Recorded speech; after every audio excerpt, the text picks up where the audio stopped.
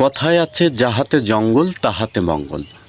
আল্লাহ তাআলা মানুষের যেমন সমস্যার সৃষ্টি করেছেন, তেমনি প্রকৃতির মাঝেই তার সমাধানও রেখেছেন। কি ভাবছেন কবিরাজি করার জন্য এসেছি?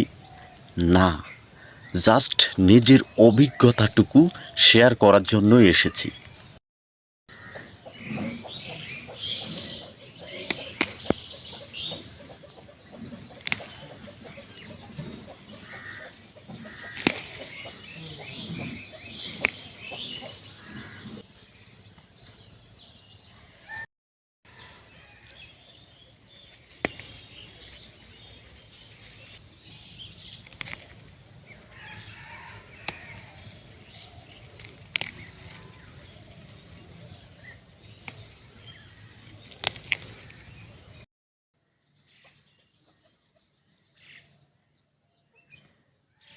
আসসালামু আলাইকুম। কথায় আছে যাহাতে জঙ্গল তাহাতে মঙ্গল। আল্লাহ তাআলা মানুষের যেমন সমস্যার সৃষ্টি করেছেন, তেমনি প্রকৃতির মাঝেই তার সমাধানও রেখেছেন।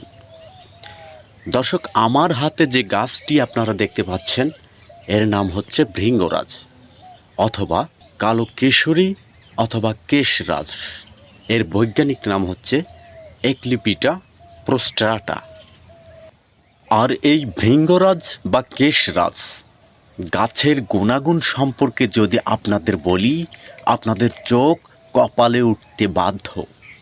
কি ভাবছেন কবিরাজি করার জন্য এসেছি? না, জাস্ট নিজের অভিজ্ঞতাটুকু শেয়ার করার জন্যই এসেছি।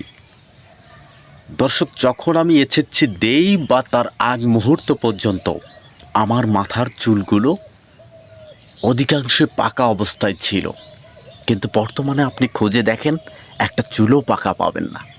কেন? নিশ্চয়ই তো কোনো কারণ রয়েছে। গ্রাম অঞ্চল কিংবা শহরের অধিকাংশ মেয়েরাই বিভিন্ন সময় নামি দামি ব্র্যান্ডের নিজের চুল ভালো রাখার জন্য বিভিন্ন সময় নামি দামি ব্র্যান্ডের তেল ব্যবহার করে থাকেন। কিন্তু আপনি কি জানেন, আপনি এই ভৃঙ্গরাজ বা কেশরাজ গাছ দিয়ে যে তেল বানাতে পারবেন, তা বাজারে 1000 টাকা মূল্য দিয়েও 1 ছটা কিংবা 50 গ্রাম তেল পাবেন না। শুধু তাই নয়, ক্ষত স্থান সারিয়ে তুলতে ভৃঙ্গরাজের রস এতটাই উপকারী যে পৃথিবীতে আজ পর্যন্ত কোনো ডেটল কিংবা পভিসেভ বা পভিডন এর মতো বের হয়নি। এতটাই কার্যকারী। দর্শক, আমার চুলগুলো একটু লালচে লালচে ভাব দেখতে পাচ্ছেন, এজন্য